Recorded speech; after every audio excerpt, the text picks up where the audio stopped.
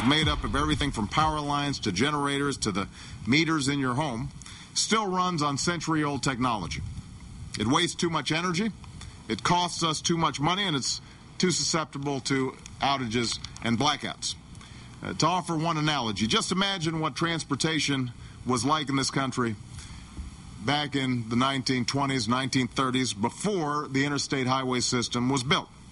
It was a tangled maze of poorly maintained back roads that were rarely the fastest or the most efficient way to get from point A to point B. Fortunately, President Eisenhower made an investment that revolutionized the way we travel, an investment that made our lives easier and our economy grow. Now, it's time to make the same kind of investment in the way our energy travels. Is it just me? Is all this infrastructure talk really exciting? The president today announced the largest award of stimulus money in a single day, $3.4 billion in grants, to make our electrical grid less stupid. What they're working toward, after all, is called a smart grid. Everything from power plants to transmission lines to the electric meter in your house, designed not only to be more efficient, but more resilient, so that maybe sometime in our lifetime, we will stop being a country where the lights go out because it rains. Another joining the 21st or maybe even just the 20th century news, Vice President Joe Biden today announced that thanks in part to a loan from the Department of Energy, a now closed plant in Delaware that used to make these very pretty GM cars, the Pontiac Solstice and the Saturn Sky, that factory will reopen. The plant will now be making these pretty new cars, electric cars, for a company called Fisker that's based in California. The company bought the plant from GM. It's going to pay to retool the plant, and then its plans are for 2,000 factory jobs and more than 3,000 vendor and supplier jobs by 2014. And those jobs will be making badass American electric cars that look like Batmobiles. All in all, a good day for being able to imagine us having an economy again someday in the future. Joining us now is Eric Schmidt. He's chairman and CEO of a small company you might have heard of called Google. Mr. Schmidt, thanks very much for joining us tonight. And good evening to you. Now, you have to tell me honestly, before you sing the praises of the smart grid, is this going to be another one of these things that's going to make the kings of Google, including yourself, trillions of dollars? Well, we actually didn't even enter in the competition for these awards. We support them, however, enormously.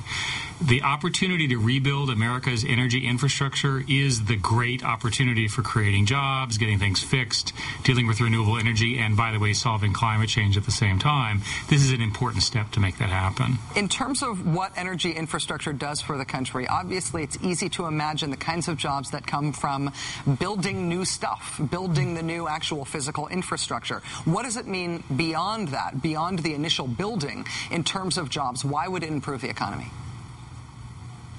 Well, to start with, we are going to have to rebuild the entire digital transmission network of power and all the interconnection points it has. It has to go from an old line, unchanged model to a flexible model that looks a lot like the internet is today. And all of a sudden, then, power can get on and off this equivalent of a highway, as the president called it, and work really well. Now, what we've learned in our work with power meters and other things is that if you measure consumption, for example, if citizens in their homes can measure their consumption, they'll typically reduce their power needs by maybe 10% because they actually know what it is. If half of American households do that, it was the equivalent of saving 8 million cars worth of energy use. Wow. When a company like Google looks at international operations and opportunities, how does our investment in our infrastructure, our energy infrastructure, our communications infrastructure, how does that compare to the countries that we're competing most with right now? Well, unfortunately, the answer is not good. China, who is the competitor here, has decided to become the world's leader in all the piece parts and all of the necessary hardware and supplies to do this globally. To that end, they're spending more than $100 billion on the same thing that today, in the largest awards we've done in America, the private sector plus the government will invest about $8 billion. You see the gap. the theory behind some of this types of government investment, and obviously part of it is trying to catch up to China, trying to make sure that we can compete globally, trying to really retrench the stuff that we've got so that we stop just collapsing every time there's weather of any sort in most parts of the country.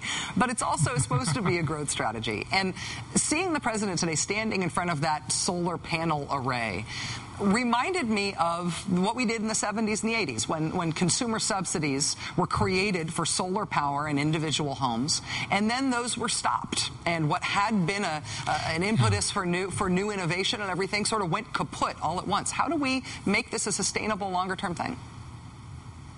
What's interesting that if you look at the speeches from the presidents back then, they said the same things.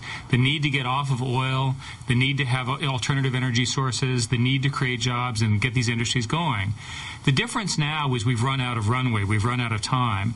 We literally do not have more than a few decades before some of the compounding issues of climate change make it almost impossible to reverse.